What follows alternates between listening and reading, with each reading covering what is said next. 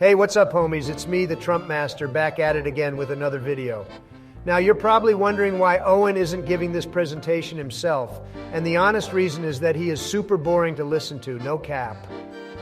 I actually find Owen's voice to be quite soothing. Silence yourself, Sleepy Joe. His voice is hella goofy, for real, for real. Anyways, in this video, we're going to be talking to you guys all about deepfakes.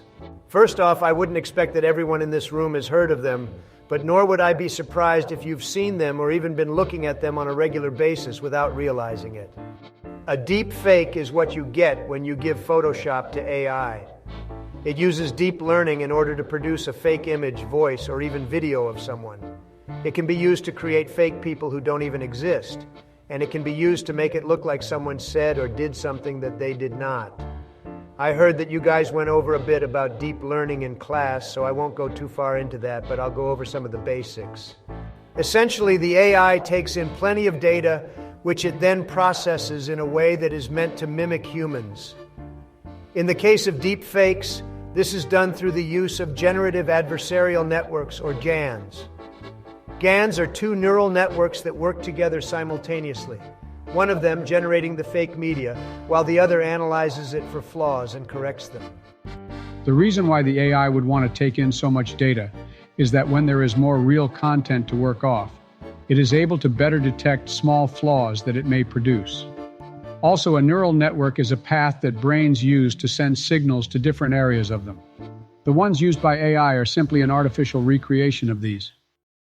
Now I'd like to get a little more into the benefits of deepfakes and where they can be best used. I'll start with the first thing on everyone's mind: memes. At least I hope that's the case.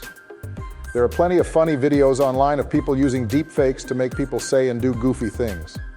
That is my favorite use for them, especially considering that this technology has not been around for long at all, and the availability of it in high quality has only become mainstream within the past year or so. Another good use for it is text-to-voice related programs and software such as Siri and Google Assistant, which would help to enhance their voices and could allow for more customization and the potential for something like custom voices.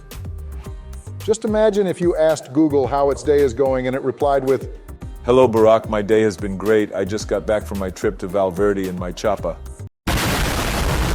Another cool use for deepfakes is that they can be used to essentially resurrect dead actors in movies. Now this one is a bit controversial, especially if it is overdone, but by using deepfakes we are able to hold on to the legacies of some very amazing people that have passed away and finish incomplete movies that would otherwise be doomed without their protagonists there to act out the scenes. I'd say those are the main positive applications of deepfakes, and now I'll hand it over to my wife so that she can explain the malicious uses of deepfakes. Whoa, whoa, whoa. Not so fast, Barack. You're forgetting those awesome videos where the US presidents do things like play video games and make tier lists. Those are my favorite videos right now on God. Those are memes, Donald. Nah, bro, you're just jealous that they make better videos than you, no cap. Okay, Donald. I'm not sure if you're aware of the irony in what you are saying, but it's time to move on. As Barack stated, now I am going to go over the more harmful uses for deepfakes that have been leading to security issues and even ruining people's lives.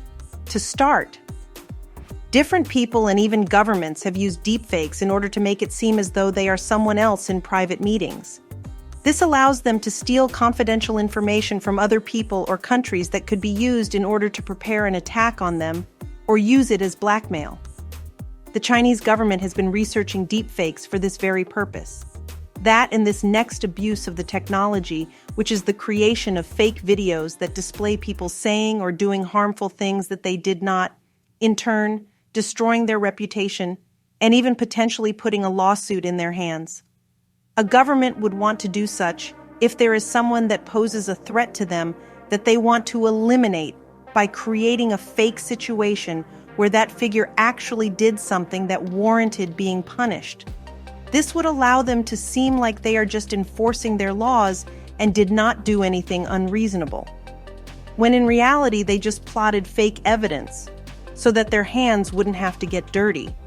Speaking of making it seem like someone did something that they did not, this next usage is the most relevant to you guys. Since deepfake technology was created, historically it has been used most prominently for pornographic purposes. Most of the time, these pornographic deepfakes are unconsenting and often leave the person portrayed feeling exposed. This happens most commonly with female celebrities where their face is put onto someone in a pornographic video or picture. A big example of this was recently when the streamer, QT's Cinderella, discovered that she had been deepfaked. She was so devastated, and for a number of reasons.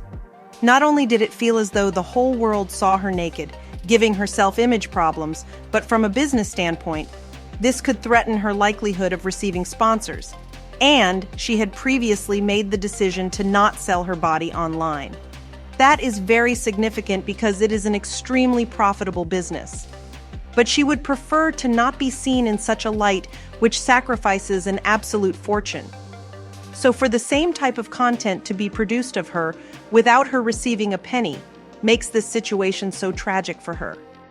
Another concern that arises from this situation is that government laws are so far behind on this form of identity theft that despite QTC Cinderella's drive to sue anyone that created such media of her, there were no lawyers that would back her up because the laws technically do not prohibit such content.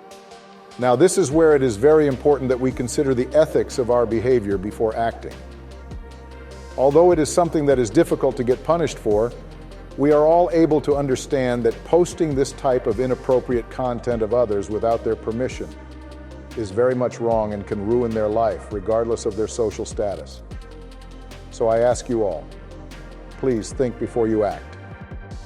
Anyways, Obama, this video seems to be going a bit long and we need to let Owen answer a few questions. Farewell and God bless the U. Hey guys,